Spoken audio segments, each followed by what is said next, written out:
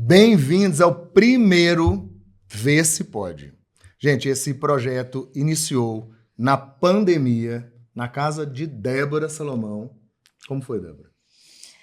Um pouco sofrido, né? Período de pandemia meio complicado, todo mundo carente, mas aí a gente se juntou, Todo mundo querendo né, um amigo? colo. Né?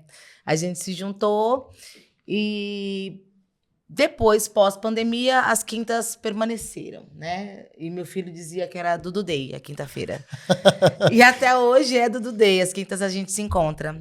E a gente um dia parou para entender que aquele momento era um momento muito proveitoso, né, amigo? De muito assunto, de muita experiência. Quando a gente bebe, né? Então tudo é muito proveitoso, né? A gente traz devaneios, histórias. Não que a gente esteja bebendo, a gente está bebendo água. Água. Então, mas enfim, são histórias que a gente trouxe para o cotidiano da vida da gente mesmo, né? A gente se perguntava, tanta coisa legal aqui, tinha que ser multiplicado, as pessoas tinham que ouvir o que a gente estava falando. E a gente escrevia, esse processo de maturação durou 2 anos, né? E hoje starta o Vê Se Pode, que foi uma coisa muito pensada, cenário pensado, a marca pensada, foi registrado. Então, tipo assim, foi muito pensado até chegar hoje, né? Com informações de outras pessoas, de outros profissionais, para trazer uma qualidade pro podcast. Inclusive, um beijo pra Carla, né? Um beijo pra Carla, minha irmã, que fez o layout de tudo, ela desenvolveu a marca. Uma querida que mora longe da gente, mora em Portugal, mas está sempre aqui, às vezes, né? Às vezes. Está sempre aqui, às vezes. Mas está sempre no coração. E, coincidentemente ou não, o primeiro episódio, a gente vai falar sobre saúde, né, amigo? Saúde, mas antes disso, falando também de saúde, que também traz para a beleza, a gente quer agradecer quem? Ai, Bioma. Bioma. Thiago Lima, um beijo para vocês aí, Vinícius. Muito obrigado por ter nos produzido hoje. Com muito carinho. Inclusive. Com muito carinho, foi maravilhoso. O espaço é sensacional. Não conhecia e eu fiquei encantado. Visitem, visitem. Visitem. Nós estamos hoje com 2 pessoas amadas e queridas. 2 amigos de longa data, né, Rafael? De longa data. Muitos anos. Né, Thiago? Perfeitamente. Também. São pessoas muito queridas Vamos mesmo. Falar o tempo não, né, Dudu? Porque não, muito tempo, não. Outro dia, eu estava conversando aqui no off, o Thiago e a Débora, eu falei assim, há 20 anos eu estava nascendo. Perigo, hein? Quem me dera. Mas, enfim, nós somos amigos, companheiros, né, de uma longa data, de uma longa caminhada aí, amigos da família e de tudo mais, casamento, e, enfim, são pessoas amadas mesmo, que são hoje da área da saúde, né? Tiago trabalha hoje na rede SUS, que é como que fala? Rede pública. Rede pública, né? E o Rafael é um cirurgião plástico do HNSF, né? Atendi em outro... Já atendi, Dudu, mas já atendi no Mater Dei, operava no Mater Dei até ano passado, por exemplo, mas hoje eu estou só em Patos de Minas mesmo. Tá focado aqui. Sim, sou sócio do HNSF e tenho alguns outros projetos, tem minha clínica própria, né? Sensacional. Temos muitas coisas para falar nisso, da rede pública, da cirurgia plástica, do que isso traz de benefícios para todos nós, né? Tanto a cirurgia plástica e o atendimento da rede pública. E a Débora vai falar agora, né, Débora? eu acho que eu consumi todo momento. É porque eu queria contextualizar, assim, quando a gente estava criando o pod lá, conversando e tudo mais, a gente quis dar um conceito pro projeto, né, amigo? Então, assim, sempre vão ter dois entrevistados, isso sempre vai acontecer. E esses entrevistados, geralmente, vão estar vivendo realidades diferentes, seja ela qual for. Profissional, pessoal, e aí isso vai variar. Mas sempre vai ter uma intersecção entre os dois. Esse é o conceito do pod. Bacana. Sempre. E hoje a gente está conversando com 2 doutores, 2 médicos, Dois que vivem doutores, realidades diferentes. E talvez propósitos diferentes, mas propósitos iguais também, eu imagino. E é interessante para trazer isso, os benefícios e as facilidades e as dificuldades de cada um, né? Nesses momentos que vocês vivem, né? O ser humano é um só, né, Tiago? Acho que medicina, independente de se ela é pública, se ela é privada, eu acho que os conflitos, eles são bem semelhantes, viu? Só muda de endereço. O ser humano, ele é muito complexo, independente de onde, de quando, do ramo de atuação, né? Exatamente. Né? Eu também trabalhei muito tempo na rede pública. O pessoal às vezes vai pensar, nossa, ele não trabalha na rede pública. Já trabalhei muitos anos, viu? Já trabalhei na UPA, no SAMU, no H-Rádio aqui em Patos de Minas quando eu cheguei. Então, assim, já fui sequestrado por bandido na favela. Meu Deus do céu! Essa é uma experiência, né? Essa é uma história interessante. Então, assim, é muita coisa que eu já passei pelo SUS, né? Só perguntando, o que é H-Rádio? H-Rádio é o Hospital Regional, Antônio Ah, Dias. tá. Eu falei, nossa rede onde é esse? Eu não conheço. O popularmente com o HNSF, né? É. O Nossa Senhora de Fátima e o H-Rádio é o Hospital Regional Antônio Dias. Hospital né? Regional. Também Enfim. apelidou carinhosamente de H-Rádio. Nunca tinha ouvido falar assim. É o Hospital bem Regional não. Antônio Dias. Eu acho que é abreviação. uma parada meio nossa mesmo. Eu né? acho que é um dialeto de vocês, com certeza. Eu acho que ela é realmente mais Mas nichada. interessante. Doutor Rafael, vamos começar com você. A cirurgia plástica hoje ela é difundida. Hoje o Brasil é referência mundial em cirurgia plástica, né? Acho que, se eu não estiver errado, é o segundo em cirurgia plástica, vem os Estados Unidos antes, não é? Em número de cirurgias. Esse número, ele disputa. Os primeiros lugares geralmente são disputados pela China, Estados Unidos e pela Coreia do Sul. Também que tem um grande número de cirurgia plástica, né? Mas o Brasil sempre figurou ali nos 3 primeiros. Primeiro, segundo, terceiro. Né? Então, é referência mundial, até porque uma curiosidade, assim, a especialidade como medicina estética ou uma cirurgia plástica por estética, isso aí nasceu no Brasil com o professor Pitangui. Né? Essa questão de fazer um procedimento cirúrgico por estética, ela nasceu aqui no nosso país. Né? Claro que hoje a medicina estética é difundida aí no mundo inteiro, não como especialidade, mas a ação médica por estética é difundida no mundo inteiro, mas ela iniciou aqui. Cirurgia plástica antes da década, parece distante assim para muita gente, mas para nós talvez não seja, ali na década de 80 é que iniciou esses procedimentos, praticamente na década de 70, os primeiros procedimentos estéticos, tirar o abdômen ali porque aquela barriguinha está incomodando. Isso começou no Brasil. Europa, Estados Unidos faziam somente reconstruções. Né? E a cirurgia plástica foi fundada como cadeira médica, como especialidade médica, lá em Oxford. E isso num período pós-guerra mundial. Então, nossos avós, por exemplo, não conhecem cirurgia plástica como especialidade de antes da década de 80. Né? Então, isso é muito interessante dizer aqui. Né? Não imaginava. Também não. Mas o que não pode faltar hoje na rotina de um cirurgião plástico? Gostar da especialidade. Isso é essencial. Por que eu falo gostar da especialidade? Porque se você não gosta de estética, não gosta da cirurgia plástica, você nunca vai conseguir atualizar. Eu falo que aquele estudante de medicina ou aquele residente que quer fazer cirurgia plástica por outras coisas, vou fazer cirurgia plástica porque dá status, ou vou fazer cirurgia plástica porque dá dinheiro, vai, sem dúvida nenhuma, dar um tiro no próprio pé e fracassar na profissão. A profissão exige, de fato, que goste do ser humano, que goste de estética e que isso se torne de maneira leve estudar as técnicas. Sem isso, você não vai conseguir. É igual quem faz engenharia e não gosta de matemática. É um tiro no próprio pé. Né?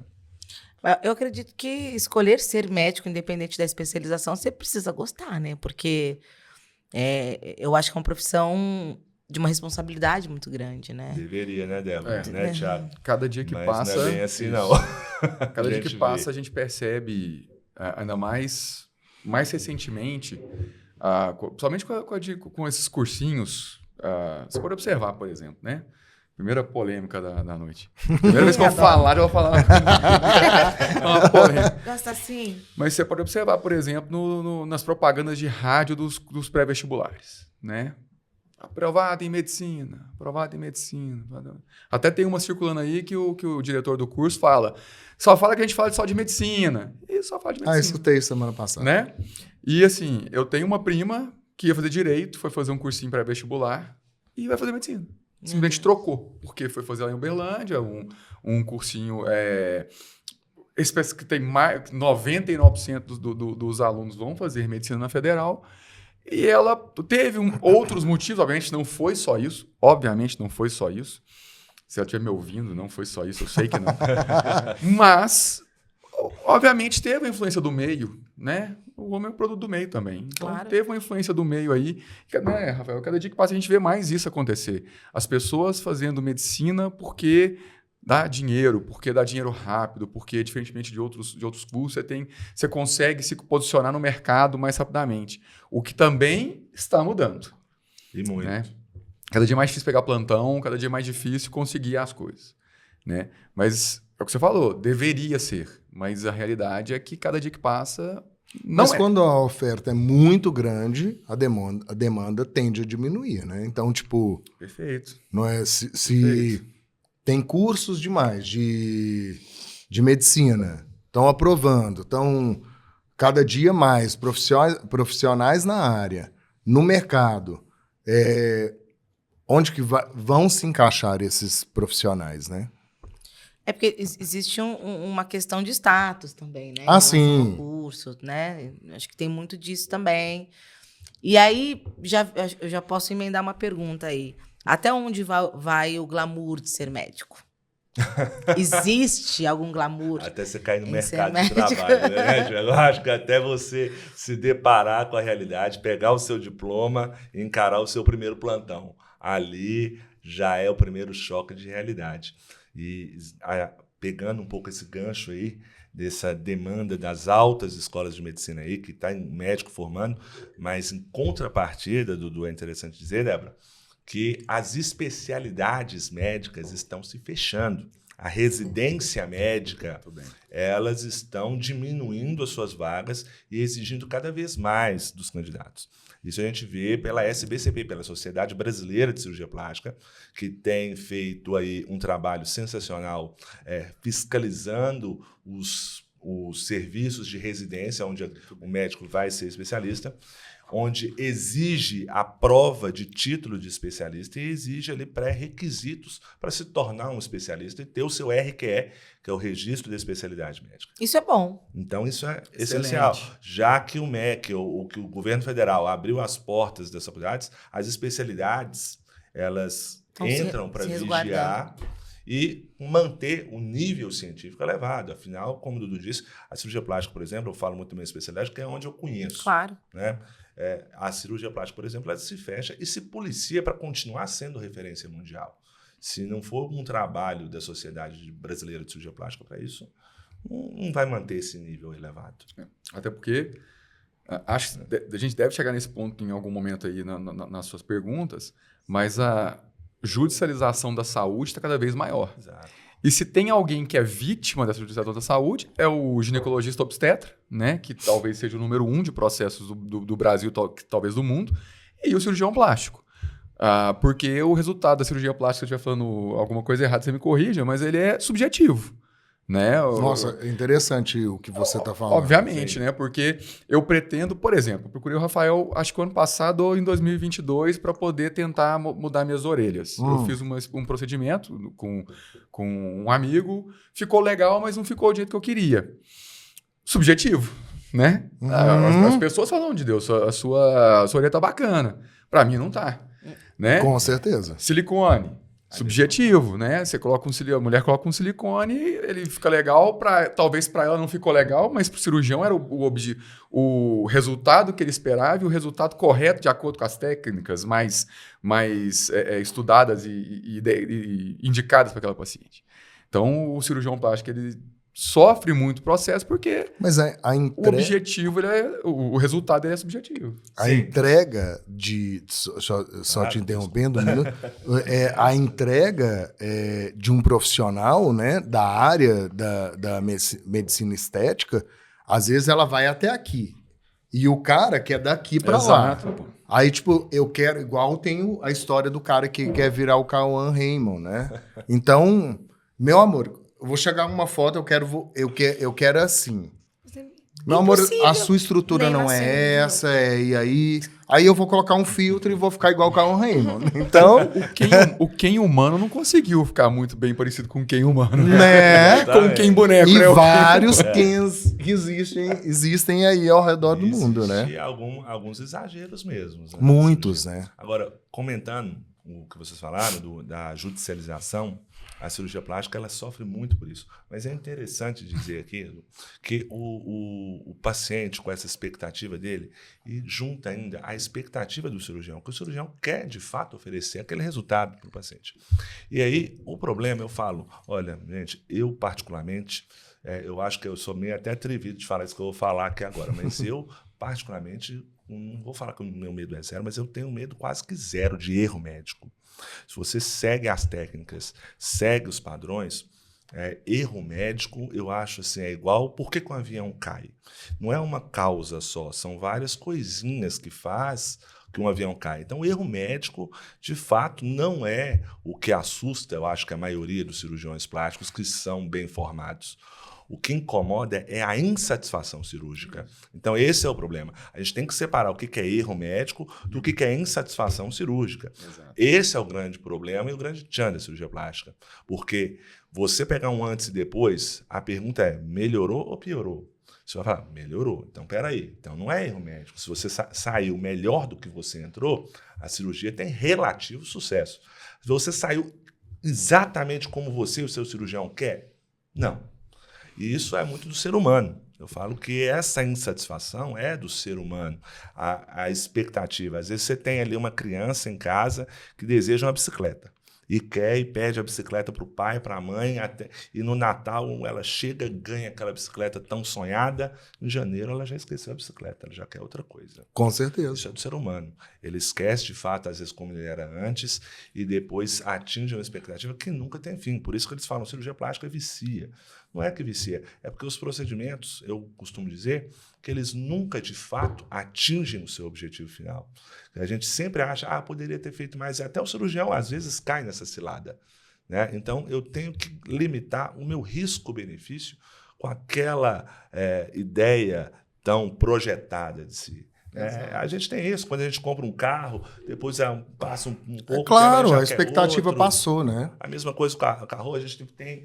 compra uma roupa legal para ir na festa de casamento, a menina vai, arruma no salão, acha que aquilo ali vai ser o definidor dela ser a artista principal daquela festa. Que e todo nada mundo mudou. E não se atinge aquela expectativa. Cirurgia plástica é isso. Então eu falo que tem que ser uma decisão extremamente egoísta. Você não pode ficar preocupado com a sua vizinha, com o seu cunhado, ela tem que ser para si. Não é para a namorada, para o namorado, enfim. Claro, eu acho que nós conversamos muito a respeito disso, e porque eu faço algumas intervenções, né?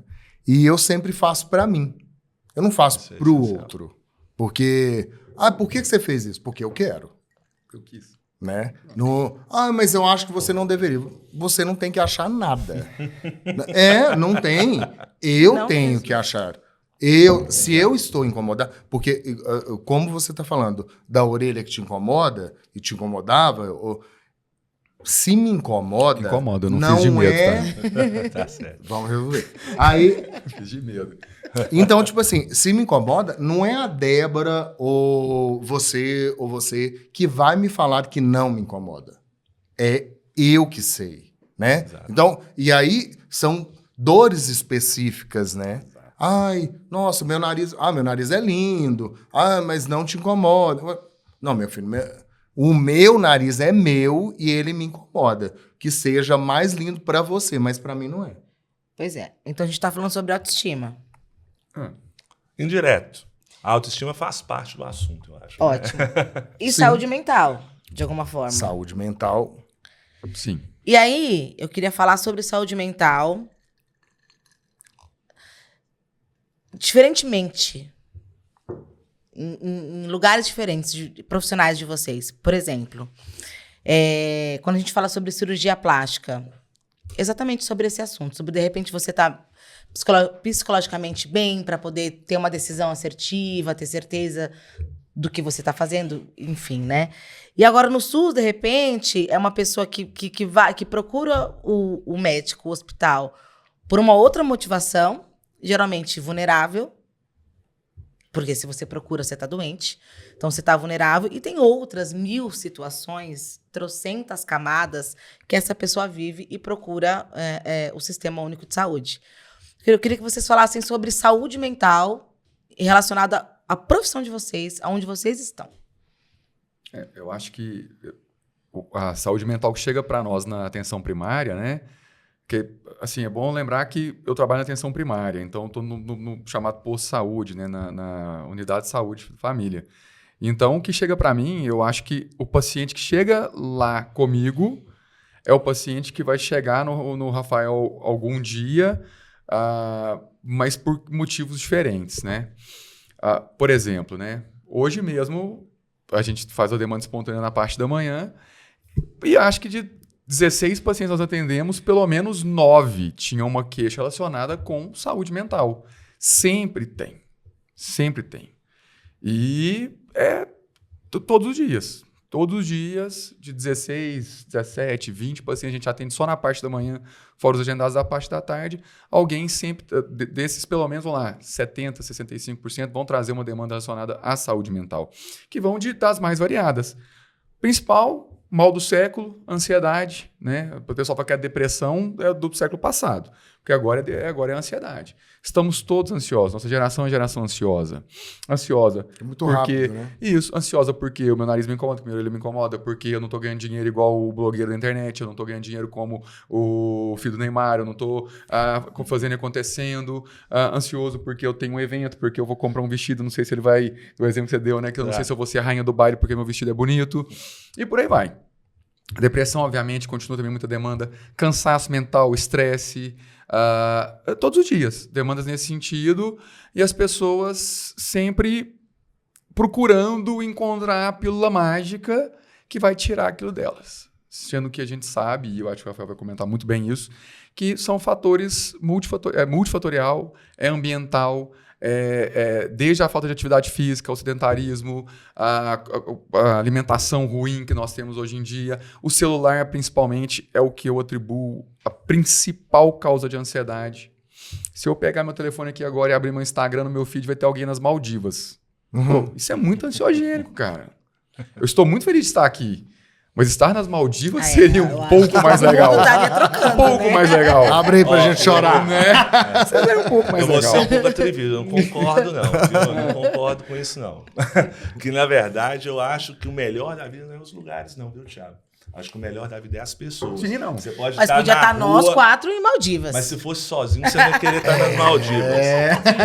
4 em Maldivas. 4 pessoas dessas aqui em Maldivas é sensacional. Aí é céu, de fato. Agora, se você estiver sozinho no melhor hotel de Maldivas, vai adiantar. Não vai ser igual. Sim. Mas não, sim. É lógico. Eu entendi isso. Mas eu acho que a colocação era sabe, vir trazendo pessoas queridas, amadas, num lugar específico. Assim, eu sei o exemplo, por exemplo, da Maldivas, mas aí vai isso. Aí você vai entrar no seu celular. A gente tava brincando antes de começar do físico, né? Vai ter um cara gigante, super forte, que eu vou falar assim, pô, por que eu tenho essa barriga, meu irmão? Queria ser igual ele. Aí a mulher vai entrar, eu queria ser igual ela, queria ser magra igual ela, queria ser fitness igual ela, eu queria ter o tanto de seguidor. Sabe, então isso tudo é muito ansiogênico, porque a gente não consegue ser, quando eu falo a gente, nós como um ser humano insatisfeito, né? Que já falou que nós somos insatisfeitos no geral.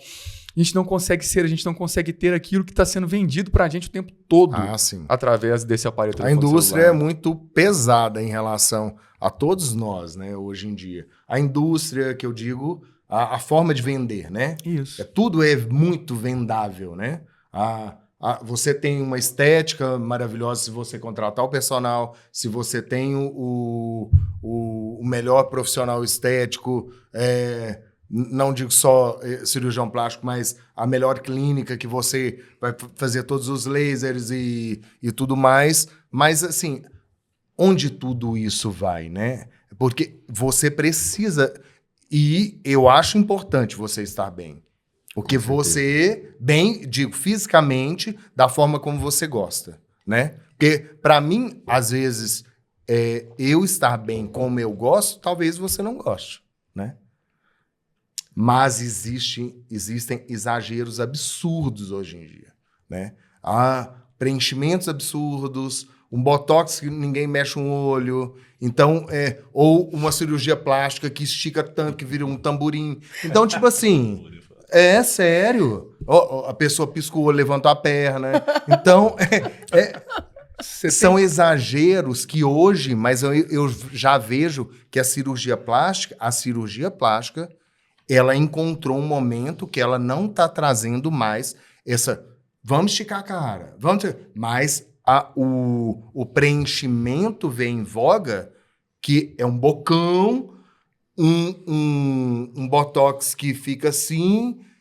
Então, tipo assim, é um entendimento de um procedimento interessante? Eu acho que sim. De laser, botox e preenchimento? Sim. Mas precisa ter uma moderação em relação a isso. Porque se você faz exageradamente, você fica patético. É aquilo que eu falei mais cedo, que a gente tem que meio que ser egoísta. Eu não posso estar preocupado com quem está na Maldivas ou com certeza. quem tem a blogueira e tal. Eu tenho que preocupar comigo mesmo. Esse é o problema, que nós temos o nosso próprio tempo. Outra coisa, que é até uma certa provocação aqui, eu falo que a gente tem que saber para onde vai. Existe uma frase no livro de Alice do País das Maravilhas que eu acho sensacional, que a Alice está ali perdida no caminho, encontra o gato e pergunta para o gato, olha, onde é que essa estrada aqui vai? O gato pergunta para ela, onde é que você quer ir? Não sei, eu estou perdida. Para quem não sabe onde vai, qualquer caminho serve. Então, definir para onde se vai é o primeiro ponto, isso para a vida de maneira geral. Então, as pessoas têm que saber o que elas querem da vida delas para realmente focar. Não tem como eu abraçar várias coisas do mundo, não tem como eu ser o blogueiro, não tem como eu ser o cirurgião plástico, não tem como eu ser o advogado, não tem como eu abraçar e ser tudo em um só. Então, eu tenho que saber o que eu quero na minha vida. Outra coisa, uma provocação, que foi até o meu trabalho de conclusão quando eu fiz cirurgia plástica, qual que é a utilidade da beleza? Para que serve a beleza? Da onde vêm esses padrões? Que quando a gente era moleque, né, não existia o Instagram, essas coisas. Eram as grandes grifes aí que ditavam a beleza. Né? Eram aquelas revistas, enfim. E isso mudou, então, para a internet, onde veio as blogueiras, que elas são, entre aspas, mais reais que aquelas modelos que antigamente a gente via. E isso também afeta, independente da idade, adolescentes, adultos, até senhoras, um padrão estético talvez inalcançável. Então, as pessoas têm que definir o que elas querem para a vida delas. E é interessante, eu vou falar aqui, que a OMS, a Organização Mundial de Saúde, isso é um trabalho de quando eu formei na faculdade, eu lembro de ler esse trabalho, e depois eu vi ele atualizado. A OMS juntou para definir o que é felicidade. Não sei se você já viu esse trabalho, Thiago, mas é interessante. E eles juntaram na Organização Mundial de Saúde para definir o que é felicidade. E viu-se que isso não tem uma resposta muito clara, mas definiu-se nessa reunião o que é qualidade de vida. Então, existem alguns tópicos, alguns pilares que é essencial para o empresário de Nova York, para o monge do Tibete, para o mendigo que está ali na rua ou para nós aqui. E definiu-se 5 pilares, o 6º estava em estudo e entrou agora. O primeiro pilar, não nessa ordem, é a independência, ou seja, a saúde. Eu escovo os dentes sozinho, eu caminho sozinho, senão você vai ficar igual aquele super-homem da nossa época que caiu do cavalo, gastou a fortuna dele toda em pesquisa de célula-tronco para tentar voltar a andar e não voltou. Então, a independência é o primeiro ponto. Isso qualquer pessoa precisa, o Donald Trump precisa, o Lula, Bolsonaro também precisa. Bom, o segundo ponto é a vida profissional. Você acordar segunda-feira satisfeito com aquilo que você faz, né? Ter uma vida profissional que te agrade. Terceiro ponto, uma vida familiar, você se dá bem, não estou falando para você ser amigo, mas se dá bem com seus irmãos, seus pais, ter uma vida familiar adequada. Não adianta você ter também, igual já teve Brad Pitt e Angelina Jolie, brigou outro dia por causa de filho adotivo. Então, esse é outro ponto. O quarto ponto é uma vida social, ou seja, um monge do mosteiro tem aqueles outros monges que rezam com ele, que interagem com ele. Nós temos aqui os nossos amigos, aqueles que a gente frequenta ali para tomar um drink no final de semana, né? O empresário de Nova York é a mesma coisa. Então, essa vida social. O quinto, uma vida amorosa que não vai te dar dor de cabeça. Você não está preocupado se você vai pegar doença, se você vai ser chifrado, esse tipo de coisa. E o sexto pilar, que eu estou falando que... peguei o tempo quase todo do podcast aqui. O sexto pilar é um pilar espiritual. Independente da religião, é acreditar em algo. Já o sexto pilar está sendo colocado. Estou meio tempo. Para mim tá bom. Mas é complicado, viu? Ter os 6 pilares inteiros é muito difícil. É muito difícil. Mas isso tem qualidade. Infelizmente, tem gente na atenção primária, né, que eu atendo diariamente, que não tem nenhum. O básico. Exatamente. Por exemplo, estrutura familiar. Ia te perguntar agora. Social. Familiar, insuficiência social, não tem um emprego legal, digno. Você acorda e fala, ai, às que vezes delícia, eu vou trabalhar.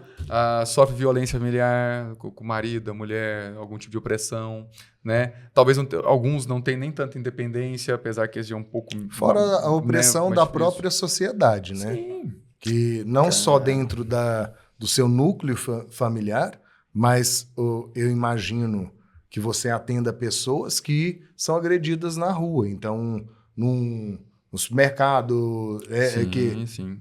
Pela própria cor delas, né? Então, é uma coisa complicada que até a gente quer muito entender como você, nessa realidade que você vive, né?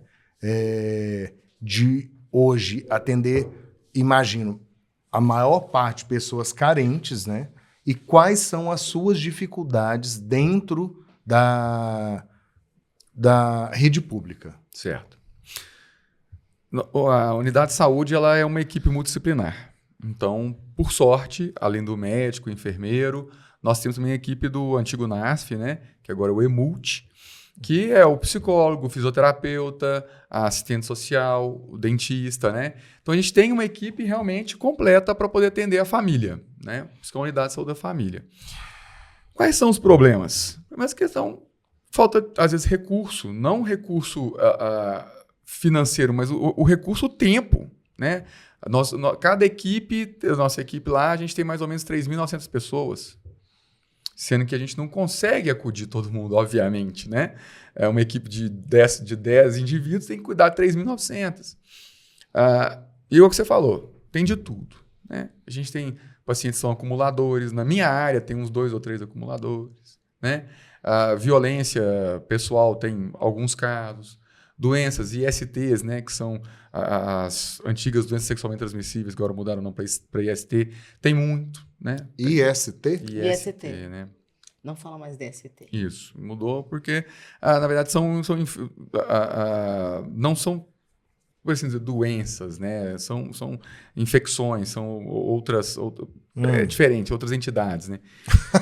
E aí, você vai pegar ali também aquele... Você me perguntou, né? Como é que a gente lida? Cara, é muito difícil. Porque, querendo ou não, nós somos seres humanos, né? O pessoal às vezes esquece dores, o pessoal, né? esquece que às vezes o médico também é ser humano. Né? O nosso lado humano, às vezes, ele interfere na gente. As nossas crenças. Né?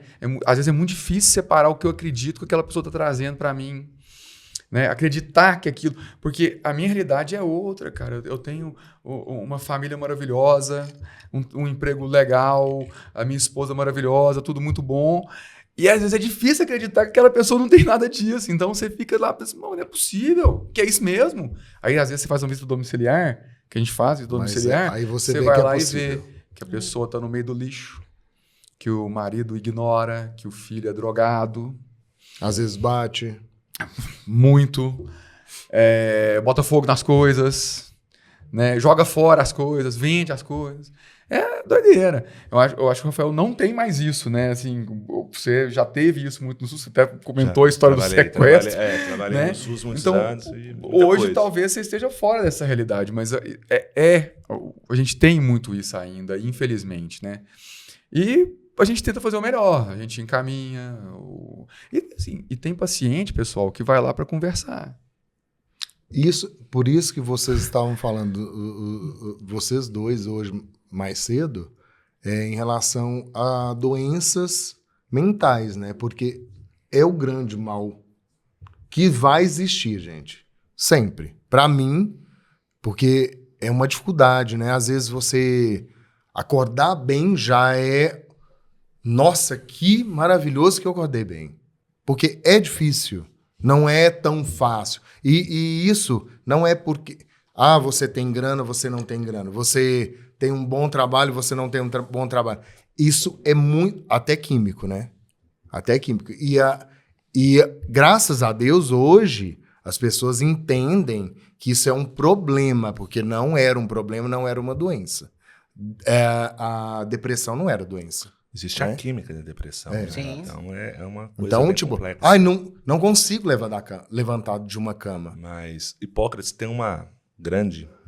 que era o pai dos médicos, né? Hipócrates, falava o seguinte: não adianta a gente querer tratar uma pessoa se ela não está disposta a abrir mão daquilo que deixa ela doente. Então, o primeiro ponto de um paciente desse, seja na rede pública, seja na rede privada, é que essa pessoa ela queira ser ajudada, né? E que ela, de fato, esteja disposta a abrir mão e quebrar aquele paradigma de vida que ela vive. Ela tem que estar disposta a isso, esse é o primeiro ponto. Então, não adianta o melhor médico, a melhor estrutura, se aquela pessoa não está disposta a abrir. É claro que tem a questão das doenças mentais, que elas têm que ser abordadas, sim, como doenças. Mas mesmo para abordar as doenças mentais, nessas clínicas, a gente sabe que a gente tem clínicas de internação compulsória, aí a gente acaba esbarrando naquela cracolândia, que as pessoas elas não têm discernimento sobre si mesmas. Ali são zumbis.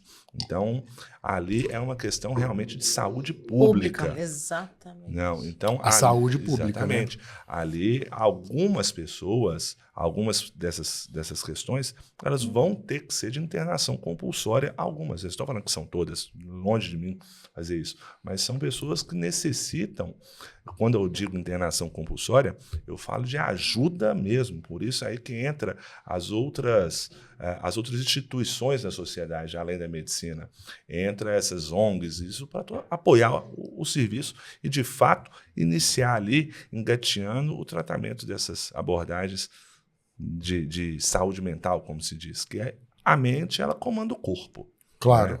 E as pessoas que são mais emocionais, elas sofrem. Isso até independente de religião, mas eu estou falando que isso é bíblico. As pessoas racionais, elas vão ser mais bem-sucedidas que as emocionais.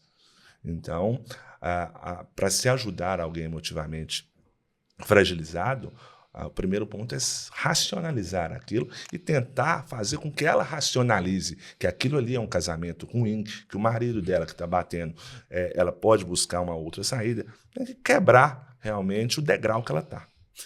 Esses momentos são complicados, né? Exato. De se Eu acho que tem muita tratar, né? Muito apoio. Porque, tipo, esse relacionamento abusivo que eu sofro, graças a Deus eu não tenho, eu tô dizendo assim, mas, tipo, como eu starto isso para passar para aquele lado de lá?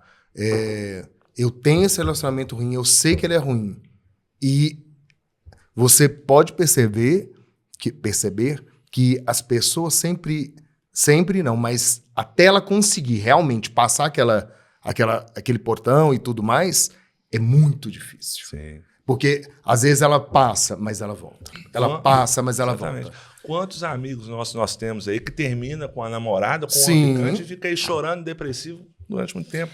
E eu acho que é sobre camadas mesmo, sabe? Exato. É sobre... Nossa, eu acho que Imagina isso entra tanta coisa... Entra mesmo. Porque assim, já somos indivíduos, já somos diferentes, já temos vivências diferentes e a gente responde de maneira diferente a questões exatamente. E aí, quando você coloca isso em camadas de... Poxa vida... políticos sociais, né? Onde você nasceu, qual a sua estrutura familiar, o que você come, se você passa fome, se você não passa, se você tem onde dormir, se você passa frio. Tudo isso, na minha opinião, na minha humilde opinião, influencia, de repente, por exemplo, para estar num relacionamento abusivo. Às vezes é muito melhor estar naquele relacionamento abusivo, porque você se sente amada ali, de repente, Carência. e fora dele você não tem nada. E a carência efetiva é um tipo de transtorno mental. Às vezes nem é que a pessoa se sente amada. É que a pessoa não tem para onde ir. Eu tenho pessoas assim na minha comunidade. A pessoa, nem um relacionamento abusivo no sentido de violência, mas ela não tem nenhum afeto do companheiro. Nenhum afeto do companheiro. Não precisaria estar lá, né? Mas ela não tem para onde ir. Ela não tem casa. É o que eu tô falando. Ela não tem parente. Maior que a medicina. Ela não tem parente. É um problema social extremamente grave. Não tem parente. O filho também tem os distúrbios, né? É quase irreal. A gente não consegue perceber, a gente não consegue acreditar que existe isso do seu ladinho, muito pertinho de você, né? E aí, às vezes, a pessoa realmente não tem. Ela tem até o insight que você falou, né?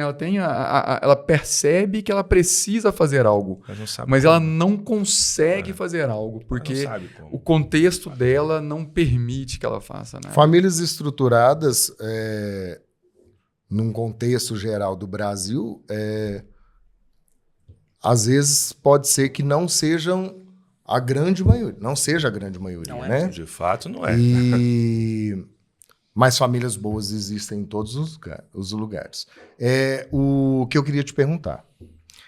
Dentro do SUS, né?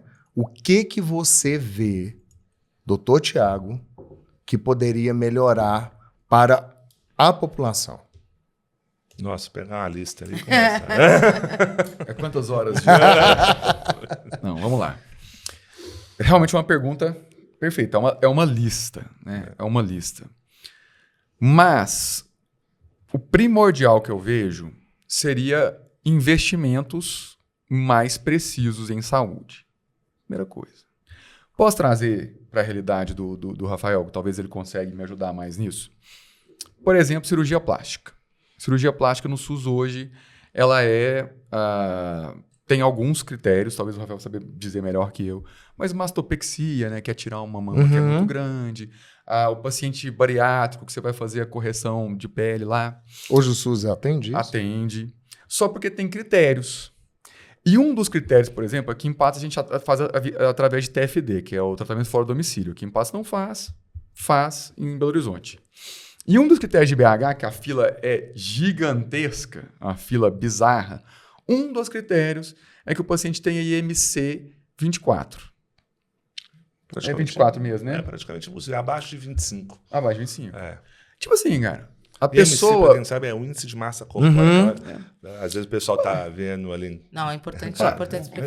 Vocês dois são os mais magros. Você sabe qual que é o IMC de vocês, sem querer expor vocês? O meu é maior. O pior é que eu sei. Eu sou 30, ela vai pedrada, tá? Eu não faço nem ideia, nunca... Pra mas quê? na verdade o IMC é o norte. Eu também fui até o IMC, antes que falem que eu estou desatualizado, eu não estou desatualizado, o IMC mudou, agora teve uma mudança, não vai se encarar o IMC mais como número absoluto. Mas voltando ao meu exemplo, para a cirurgia plástica em Belo Horizonte ainda é. Então, vou pegar a paciente que fez a redução de mama. Talvez seja um pouco mais gordinha. Ela fez a redução de mama. Ou ela quer fazer a redução de mama. Ela tem TMC 24.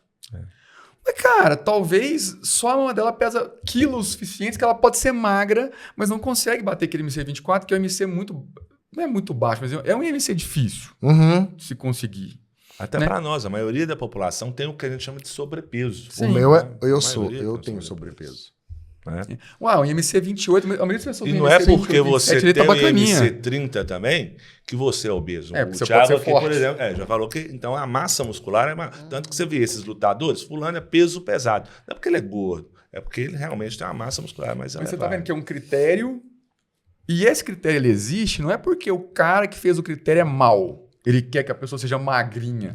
Não, é porque você tem que como você não tem um recurso ilimitado, você tem que estabelecer uma meta talvez até um pouco irreal para que as pessoas não consigam mesmo. Existe outra limitação da cirurgia plástica no SUS. Muito. A cirurgia plástica do SUS ela é muito limitante. Primeiro, que para fazer a formação em cirurgia plástica, eu faço ali 2 anos de cirurgia geral, presto prova, vou fazer minha residência em cirurgia plástica.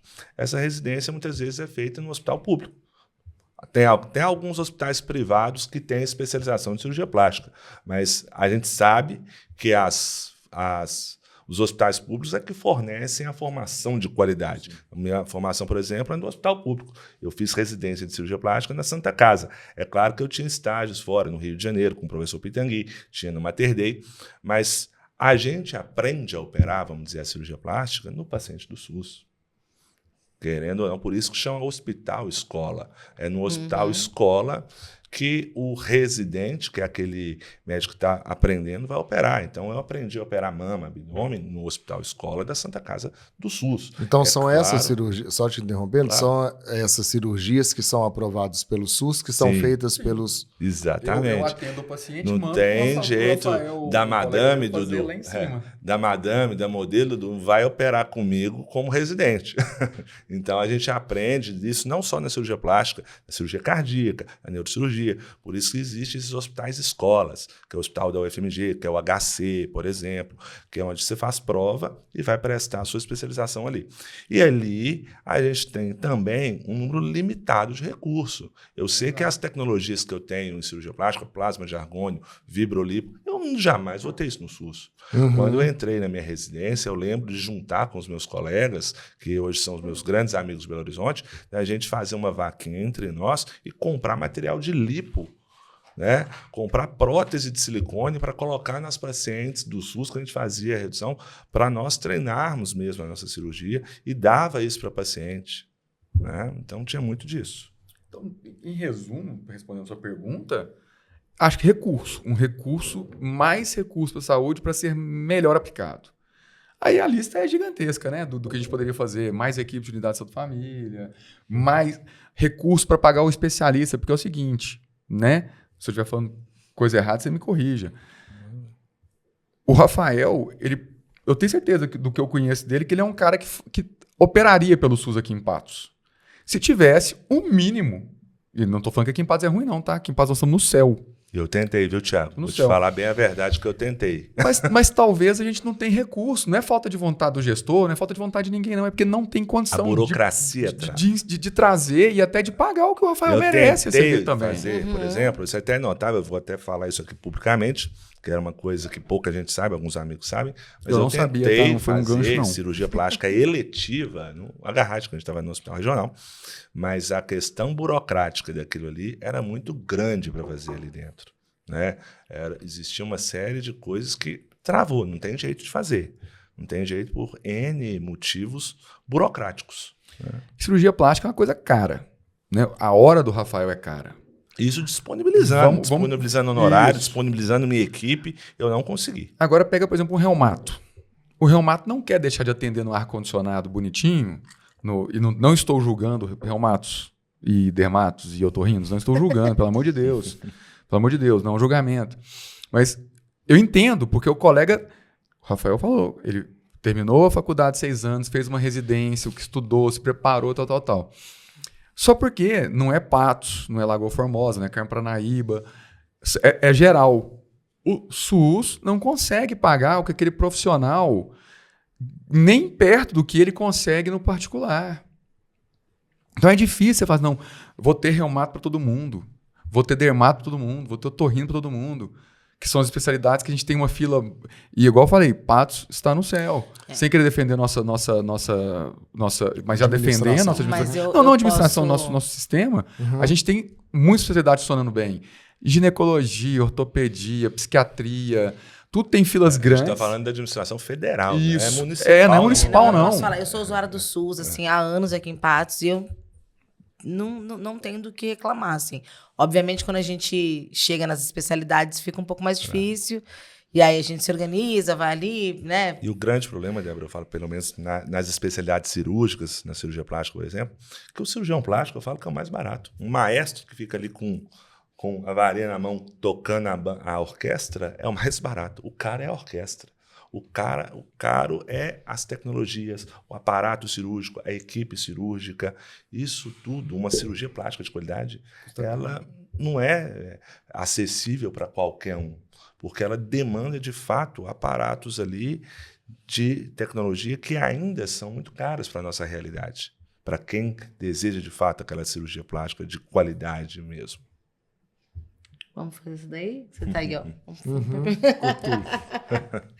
Aí eu acho que é mais uma questão de até curiosidade, assim, para vocês poderem contar algum tipo de história que já aconteceu na vida profissional de vocês, relacionada às condições de trabalho que vocês vivem hoje. Em relação a essas condições, uma situação complicada ou uma situação que a condição favoreceu ou uma situação que a condição desfavoreceu. Condição mental, financeira? Não, estrutural mesmo. Estrutural. Falando sobre SUS em particular, assim, bem objetivo. Que tem história também, por exemplo, no seu caso, a expectativa do paciente, né? Que ele, às vezes, ele pode até trazer uma foto, eu quero assim, e eu vou ficar assim, e aí, não, eu quero um nariz perfeito, que seja arrebitado, fininho, e como eu vi da minha amiga, e aí não chega naquela expectativa qual que é a realidade psicológica depois, né?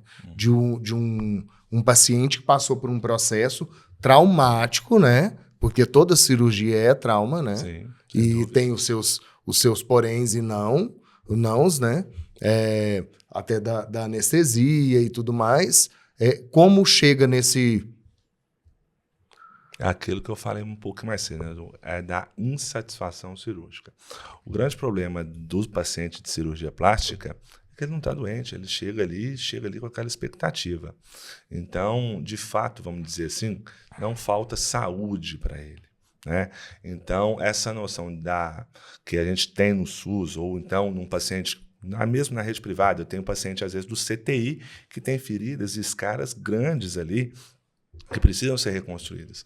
Então, esse paciente, às vezes, tratando uma infecção ou iniciando o processo de cicatrização, ele vai soltar foguete de alegria. E, às vezes, pacientes que você debruça ali 4, 5, 6, até 8 horas de cirurgia, dá um resultado com antes e depois que você fala assim, nossa, que bacana que ficou. Às vezes, você sai satisfeito, o paciente... No pós-operatório, nossa, faltou um pouquinho do colo. Essa cicatriz, eu tive isso, operei uma amiga minha, não vou falar quem é o nome, porque é amiga mesmo. A cicatriz ficou 2 centímetros de diferença uma do lado da outra. Já fiz um retoque, estou indo para fazer o segundo, o terceiro retoque, e ela está insatisfeita, brava comigo por causa dessa cicatriz, que está 2 centímetros, uma de diferença da outra. Você pega um antes e depois, você fala assim, não é possível, gente, o que essa menina tá e tal? Porque cada refinamento, você tem risco daquela cicatriz infeccionar, risco daquela cicatriz abrir. A gente sabe desses riscos, às vezes expõe, mas o paciente, às vezes, releva aquele risco nessa demanda de perfeição que a sociedade exige. Então, cabe muito ao cirurgião ser incisivo e falar não uma hora, mesmo que aquele paciente fique bravo, fique irritado, mas eu prefiro um paciente bravo e irritado comigo que uma paciente, amiga minha, complicada com cicatriz aberta no hospital. É mais ou menos isso. Queria também saber sobre ética. A ética é sempre a mesma, independente de onde vocês estão atuando, da especialidade? Como é que funciona isso na cabeça de vocês? Acho que nessa parte, sim.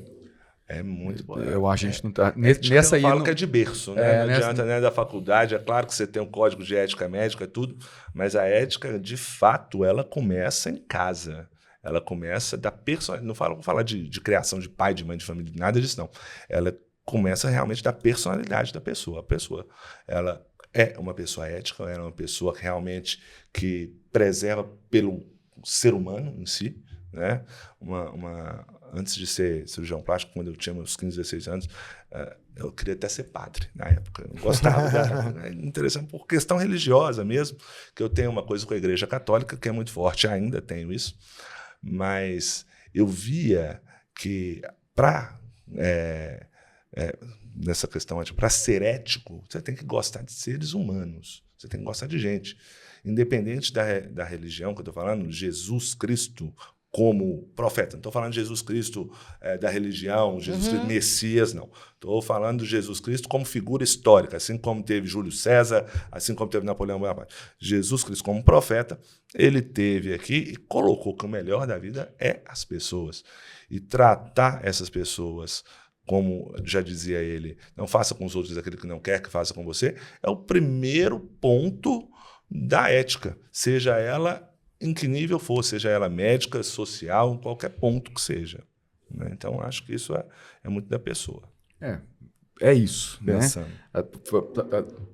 Não acho que não muda nada a nossa ética do SUS, nesse caso. É uma coisa que realmente é idêntica. E até eu cito um clichê que eu não gosto, não é que é um clichê que eu não gosto, que eu gosto, mas é um clichê. Porque se eu vou falar que eu não gosto, por exemplo, que eu acho errado. Mas é aquela história de que por trás daquela pessoa sempre ela é o amor de alguém. Eu nem sei se tem direito. Mas por trás de todo paciente, aquele paciente é o amor de alguém. De fato Exato. Eu não gosto muito porque é uma coisa óbvia, né? Tipo assim, na cabeça, eu acho que da maioria dos médicos, e aí eu volto lá naquela primeira pergunta que a gente falou, e o Rafael falou uma coisa muito legal agora, que tem que gostar de gente, né? O único médico que talvez não goste tanto de gente é o radiologista, né? Que é o cara que fica lá atrás do computador. E ainda assim ele tem que gostar de ver foto de gente por dentro. Então tem que gostar, o mínimo, gente. O médico, ele tem que gostar, ele pode não gostar da medicina. Que foi o que a gente falou mais cedo. Que cada dia que passa tem mais gente, mas de gente... Pessoas. É o mínimo, né? Tem que gostar, porque senão, meu amigo, não vai ser médico, não vai conseguir emplacar na medicina minimamente, não vai conseguir entrar no mercado de trabalho. Porque você pode até estar fazendo medicina por dinheiro, beleza, mas tem que gostar de gente. Você pode não gostar da medicina. E uma dica, quem está fazendo por dinheiro, faz não, gente. É mesmo. Procura outros cursos, tem Dá coisa tempo. melhor, vai fazer economia, vai mexer com bolsa de valores, Tigrinho. vai empreender, vai empreender. Vai, Tigrinho, vai, Tigrinho. Tigrinho, não! Não pode. Vai mexer com dropship na internet, vai fazer outra coisa. Fazer uma pergunta aqui. Dr. Tiago já disse que gostaria de mexer na orelha dele de novo. E você, teria alguma parte do seu corpo que você gostaria de fazer? Alguma cirurgia? Eu jamais faria uma cirurgia plástica. Mesmo? Engraçado, né? Isso eu lembro com o professor Pitangui, quando eu estagiei na clínica do Rio de Janeiro, muito repórter procurava o professor Pitangui. O professor Pitangui, aquela barriguinha dele, carequinha, aquelas ruguinhas. Mas, doutor Pitangui, o senhor nunca pensou em fazer uma cirurgia plástica? Eu não. Mas por que o senhor não faz uma cirurgia plástica? Eu me tolero. Eu gosto das minhas ruguinhas, eu me tolero, viu, Dudu? Eu gosto do meu narigão, eu gosto da minha barriguinha de chope. Então, assim, eu sou uma pessoa muito bem resolvida comigo em termos de tolerância. Então, eu me tolero. Vou parafrasear o Pitangui. Mas é engraçado aqui. você falar, porque eu tinha um preconceito absurdo com cirurgia plástica. Absurdo mesmo, assim. E ridículo, porque ele se estendia aos outros, né? Tô sendo bem sincera. E quando eu conheci o Dudu, ele mudou isso na minha cabeça, no sentido de... Não sobre mim, Por quê, né? mas sobre eu entender o porquê do outro. E que eu não tenho nada a ver com isso, principalmente, né? Isso. E segundo, de tirar a cirurgia plástica de um contexto... Nebuloso. fútil, de Entendi. um contexto que, sabe? Opa, tem uma frase aqui do Washington Oliveto que ele falou um dia para o Amaury Júnior, que era um colunista social e tal, falou assim, olha, você vai do luxo ao fútil sem passar pelo inútil. Né? Cirurgia plástica, Débora, até para quebrar um pouco esse preconceito, que eu entendo o seu ponto de vista, que ele é relativamente comum com algumas pessoas que têm isso. Eu falo assim, medicina salva a vida, Thiago? Não, a gente adia. Mas uma hora todos nós vamos. É uma triste realidade, mas é verdade.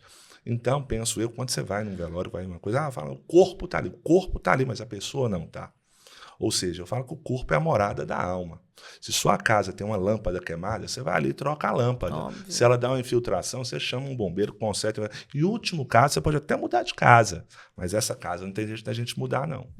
Então, aqui, às vezes, a gente tem que cuidar e zelar dessa casa que a gente está. Então, igual você compra uma ração, às vezes, cara, para o seu cachorro de raça, ou para a gente não vai cuidar da gente. Então, a cirurgia plástica, eu acho que ela é muito mais importante, que eu já escutei isso no consultório, inclusive de parente, se é a especialidade mais inútil que existe. Já me falaram isso. Mas eu digo o seguinte, a cirurgia plástica ela me permite trabalhar com o que eu mais gosto, que é qualidade de vida e seres humanos. Então, a cirurgia plástica ela permite que eu entregue qualidade de vida para aquelas pessoas que me procuram, desde que elas estejam cientes daquilo. Então, hoje eu tenho um objetivo muito claro com a minha equipe. Hoje eu falo que eu sou igual a Alice, que eu sei onde eu quero chegar. Eu já respondi a pergunta do gato lá atrás. Então eu falo com a minha equipe, olha, o paciente tem que sair daqui melhor que ele entrou. Ele vai sair igual eu quero ou igual ele quer? Nem sempre, mas ele vai sair melhor que ele entrou. Esse é um foco que a gente tem com a minha equipe de trabalho, tanto na clínica quanto no hospital e outros projetos que eu tenho aí. Doutor, eu acho que você está um pouco equivocado no que você falou. Salva vidas. Porque existem adolescentes que sofrem bullying absurdos por coisas que estão passando de um momento que cresceram demais e às vezes a orelha fica desse tamanho, o nariz fica desse tamanho e naquele momento aquelas crianças não querem nem existir, né? Isso é verdade. E muitas tiram suas vidas. Sim, e muitas tiram suas vidas. Nesse momento, a cirurgia plástica, ela pode salvar vidas, sim. Ela pode salvar vidas nesse contexto, sim, Dudu, desde que abordada junto a uma psiquiatria, porque o suicídio, vamos dizer assim, ele é a mortalidade final de uma depressão, vamos dizer assim. Então, a cirurgia plástica ela tem que entrar nesse momento do bullying, mas associado à abordagem da depressão. Porque senão acompanhamento psicológico. Porque senão você vai piorar esse gatilho. Porque às vezes esse garoto ou essa garota que está sofrendo bullying, de repente você coloca ela numa cama de hospital, com cicatriz, recuperando de uma cirurgia plástica. Piora tudo. E às vezes piora tudo. Então, para ir para uma cirurgia plástica, esse gatilho depressivo, por mais que seja um bullying, ou por mais que aquele bullying seja o gatilho de uma tentativa de autoextermínio, vamos dizer assim, para abordar aquilo, eu preciso que ela esteja ciente, consciente, que pode piorar. Porque a cirurgia plástica pode complicar, pode infeccionar. Então, nem sempre é o momento de operar um paciente nesse sentido. Que está fragilizado. É engraçado falar de bullying, vamos dizer assim, né? Na nossa época não existia bullying como nome, existia a situação. Sim. Claro, eu sei porque eu sofria muito bullying na escola. Eu era muito vítima de bullying. Você só não sabia ruim de bola. Você só não sabia o que era. Sabia. O bullying inventaram o nome depois. Eu sabia que eu precisava de fazer algo para sair daquela situação horrível ali. Então, mas eu falo que indiretamente o bullying nem sempre é 100% ruim.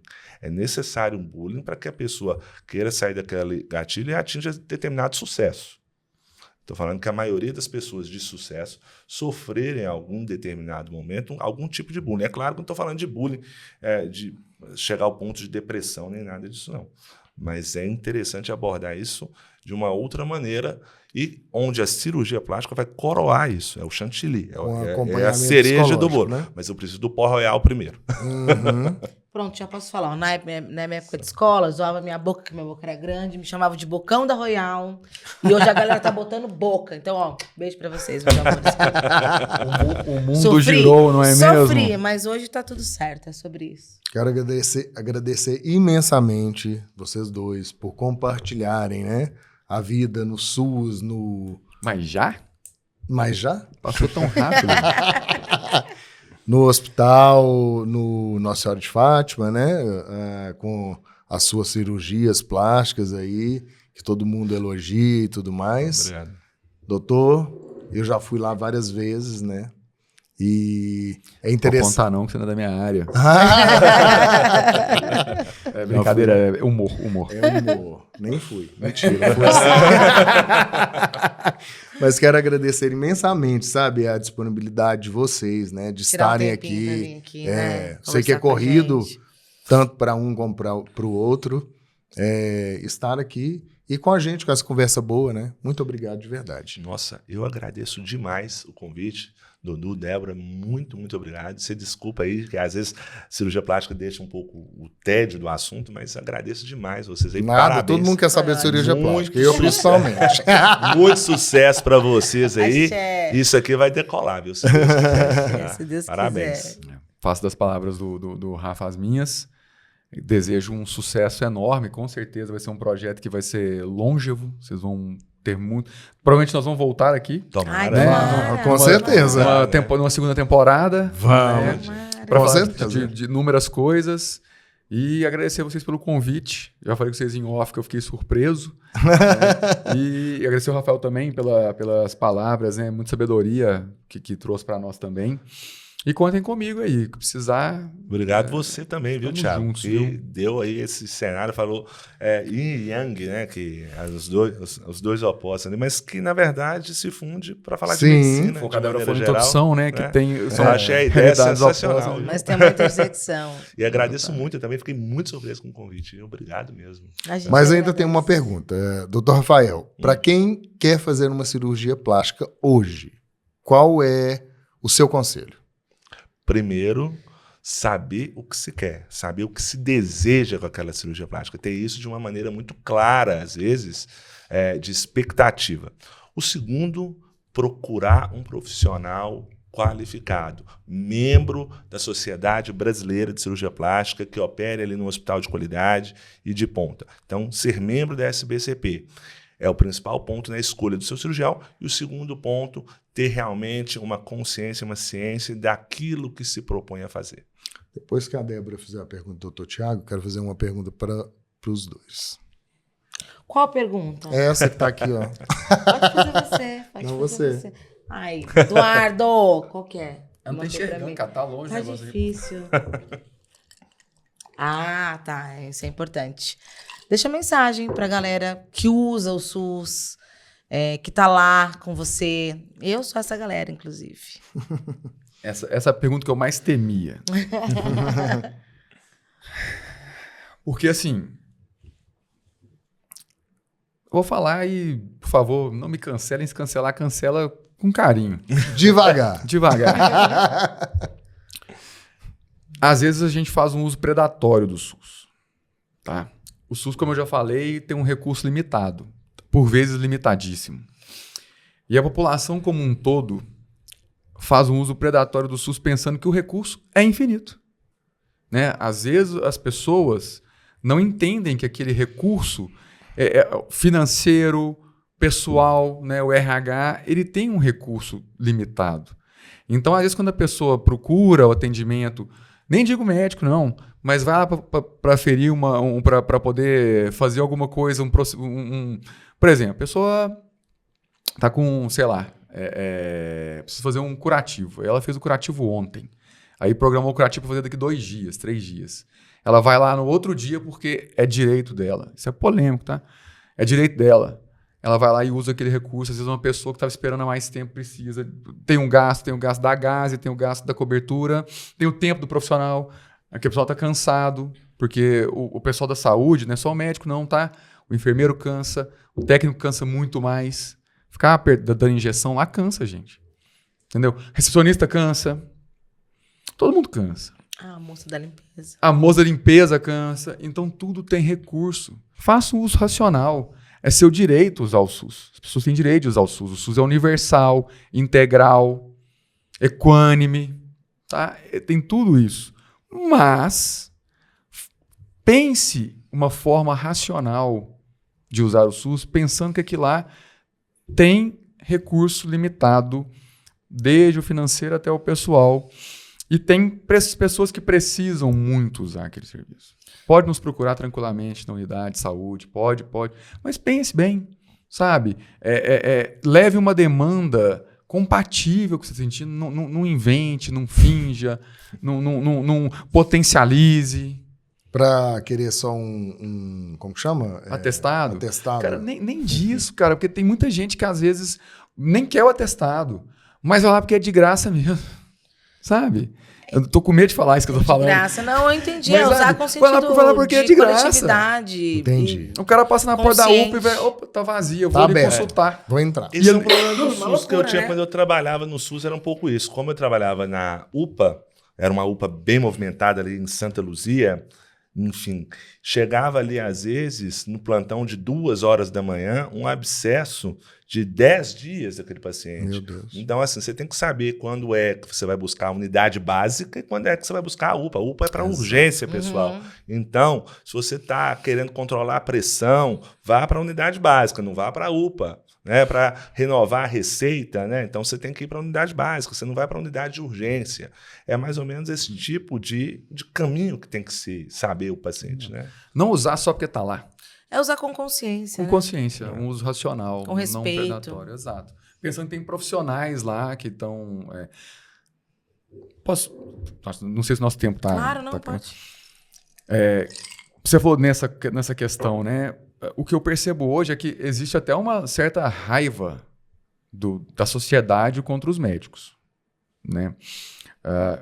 E a gente percebe isso muito naqueles vídeos de vereador invadindo o serviço de saúde. O tanto de like que tem, o tanto de comentário que tem, que o médico não pode dormir, que não sei o que, que não sei o que, que não sei o que. Não vou entrar nesse método porque daria um outro podcast.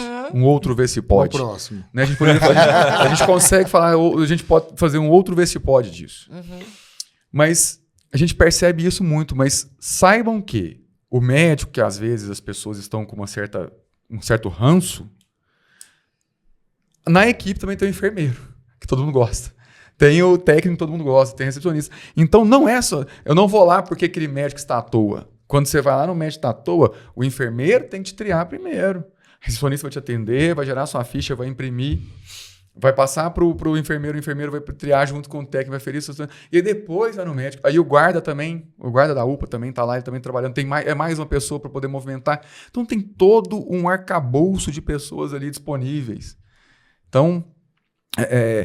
vou lá de madrugada, não tem problema que você for, né? Não, porque quem tá dormindo mesmo? Beleza. Mas o médico tá dormindo, mas aquela pessoa, as outras pessoas também podem estar lá num turno, num revezamento, cansadas. Mas complementando isso que o Thiago falou, essa raiva que algumas pessoas têm do médico e tal, é uma coisa muito dessa... Entra um pouco essa coisa de esquerda e direita, não vou nem entrar no mérito, mas é porque o médico é a linha de frente do SUS. Então, ele vê como responsável pela aquela falta de atendimento, ou pela aquela doença, ou aquela demora de atendimento, o médico é o culpado. Mas, na verdade, a culpa é do sistema público da falta de saúde. Então, ele culpa a falta de saúde dele como a falta de médico. A resposta que esse paciente carente tem para a falta de saúde, para a falta de estrutura, a culpa é do médico. Porque é a cara do... Exato, é a cara do atendimento. Não que seja necessariamente melhor. Porque você falou, existe essa estrutura que tem que ser obedecida. E é melhor remunerado, de fato, é melhor remunerado. Isso aí é inegável, né? Os salários estão lá no portal Transparência, é para isso mesmo, é melhor remunerado mesmo. Mas também não tem por que ter raiva, porque, igual eu falei lá atrás, é um ser humano também. Eu vou contar um negócio para vocês. Se você pegar aí, como vocês puxar o prontuário de... Grande parte dos médicos estamos medicados, tá? A gente também tem problema de saúde mental. Então, quando você, às vezes, xinga um médico na rede social, sem saber direito o que é a situação, poxa vida, que lá é um ser humano por trás do CRM, por trás do carinho. Thiago, nós, da medicina, deixamos a parte... política de lado. Isso é do médico. Diferente do pessoal do direito. Você vai num fórum, tá? Tem lá auxílio terno e gravata, toda a sala carpetada, ar-condicionado. Hoje você vai numa sala de espera da UPA, é totalmente diferente. São duas entidades públicas totalmente distintas. Né? Existe essa estrutura muito bem arquitetada para o judiciário brasileiro, enquanto para a saúde brasileira é decadência total. Isso é um pouco que me frustrou trabalhar no SUS, porque eu tenho amigos juízes, eu tenho amigos promotores do Ministério Público, tenho amigos advogados, que eles têm uma estrutura no serviço público muito melhor. É sonho do estudante de direito trabalhar no serviço público, diferente da medicina, que às vezes não é o sonho daquele estudante de medicina trabalhar no serviço público, mas do direito e do judiciário Então isso reflete muito. Fica aí o desabafo do Thiago. E outro o episódio. Meu também, ficou aqui o meu desabafo também, porque eu também... Muito obrigado a vocês. Aliviado? Pronto, hashtag pronto, falei. Muito obrigado a vocês. Vê se pode. Né? Novamente, vê se pode. Novamente, obrigado a vocês, né, por estarem aqui conosco nesse momento especial, primeiro episódio. Eu recebi essa peninha aqui hoje, acho que de um ser divino, uma peninha verde. E eu entendi representando prosperidade, felicidade. Amém. Tá? E eu vou guardá-la como um amuleto do nosso pod. Verde e amarela, é bom falar, né? Brasil. O Brasil também precisa dessa prosperidade. Com certeza, com certeza. Gente, para vocês que estão em casa, muito obrigado por estarem conosco nesse momento, né? Até agora. Não sei quanto tempo foi aí, mas enfim, muito obrigado, Débora. Obrigada, gente. Até a próxima, gente. Obrigada também. Obrigadão. Meninos, e viva o Foi SUS. sensacional. Obrigado. Viva o SUS. Viva o SUS. Beijo.